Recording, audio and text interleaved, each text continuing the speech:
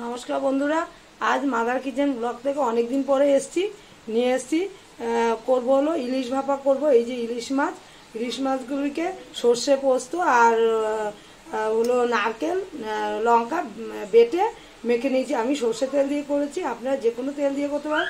কড়াইতে তেল দিয়ে দিয়েছি, তার মধ্যে কালো জিরা ফোড়ন দিয়ে দিয়েছি। এবার এক এক করে মাছগুলি বসিয়ে দেবো।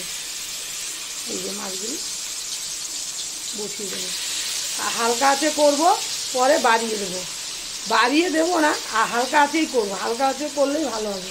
এগুলো একটা একটা করে বসিয়ে দেবো।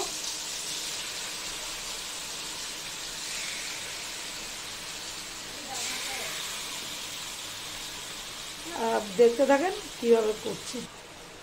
এবার এপিট উপিট করে আমি একটু সামান্য জল দেবো, দিয়ে ঢেকে রাখবো। হালকা আঁচে করবো, করে আবার দেখাবো।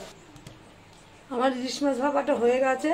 দেখতে তো দারুণ হয়েছে, খেতেও নিশ্চয়ই দারুণ হবে। আমার মতো একবার করে খেয়ে দেখতে পারেন, নিশ্চয়ই ভালো লাগবে। ভালো লাগলে লাইক শেয়ার কমেন্ট করবেন, সাবস্ক্রাইব করতে একদমই ভুলবেন না। আর অনেক দিন পরে মাছ রান্না করছি, হ্যাঁ, কারণ আমাদের কয়েকদিন নিরামিষ ছিল, তাই। হ্যাঁ, আর সবাই ভালো থাকেন, সুস্থ থাকেন।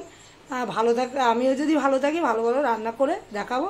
একটু নামানোর আগে সর্ষের তেল দিয়ে দিচ্ছি, কাঁচা সর্ষের তেল। আমার রেসিপিটা হয়ে গেছে।